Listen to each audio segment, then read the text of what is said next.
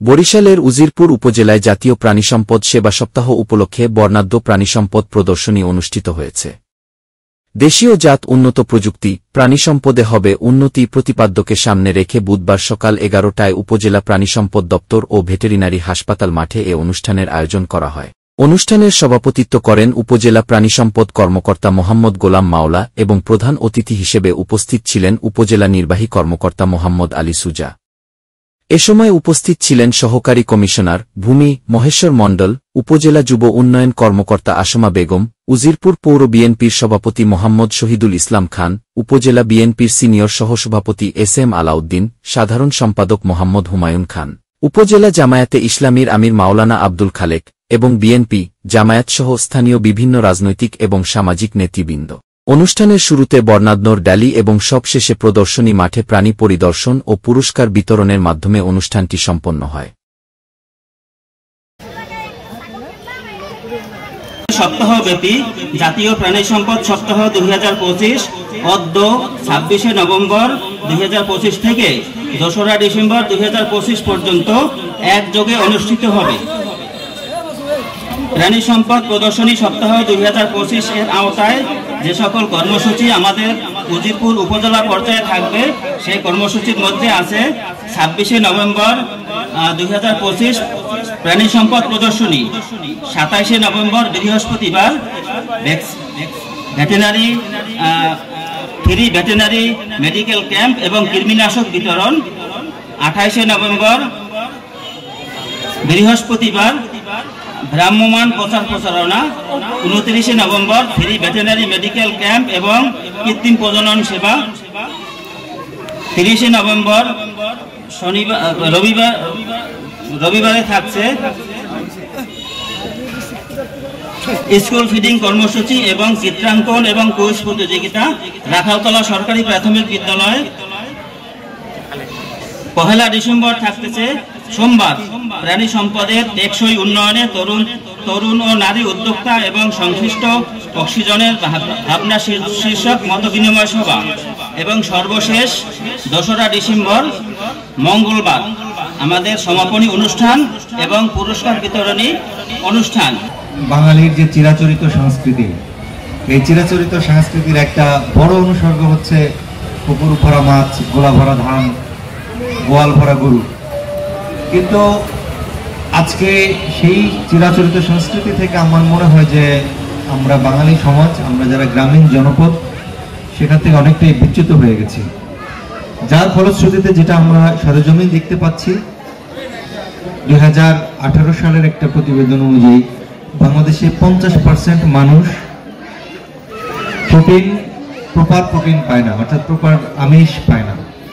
গ্রামে খোঁজ নিলে দেখা যাচ্ছে তারা মাছ, মাংস, ডিম, এই যে আমিষ জাতীয় খাদ্য, এখান থেকে 50% মানুষ বঞ্চিত হচ্ছে, অথবা যতটুকু দরকার সেই অনুযায়ী পাচ্ছে না।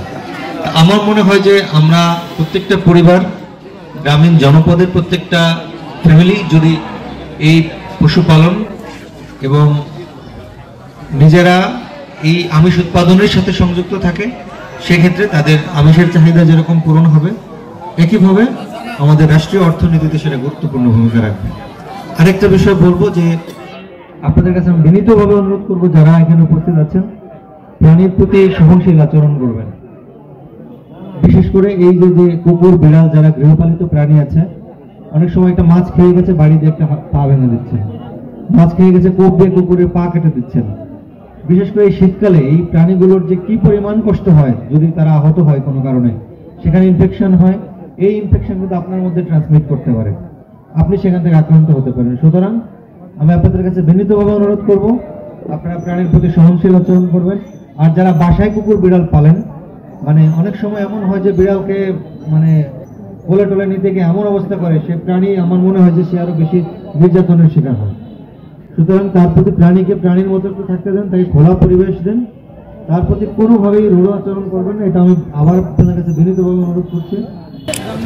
একটা সময় আমরা দেখতাম যে পরিবারগুলো অনেক স্বাবলম্বী থাকতো, যে চাকরি বাকরি যা কিছু হোক, ব্যবসা করুক, নিজের গোয়ালে গরু আছে তার, এবং অন্তত একটা গরু থাকতো, আর পুকুর তো ছিল। এখন যদিও পুকুরটা অনেক মানুষ বিভিন্ন পুকুর ভরাট সহ এই ধরনের সামাজিক যে আমাদের অনেকগুলো পুকুর ভরাটটা কিন্তু অনেক সামাজিক অপরাধের মতো, যে আমাদের একটা পৌর অঞ্চলে কিন্তু আইন করে নিশ্চিত করে দেওয়া হচ্ছে যে পুকুরে যাতে পুকুরগুলো যাতে থাকে, এটা শুধু যে মাছ উৎপাদন নয়, এই যে আমাদের বিভিন্ন সময় আগুন অগ্নিকাণ্ড ঘটে, আপনার কিন্তু একটা কি রিজার্ভার নাই, আপনি একটা জায়গা থেকে পানি যে দিবেন সেই অবস্থাটুকু অনেকগুলো পৌর অঞ্চল সিটি কর্পোরেশন টাকাতে অনেক সময় পাওয়া যায় না।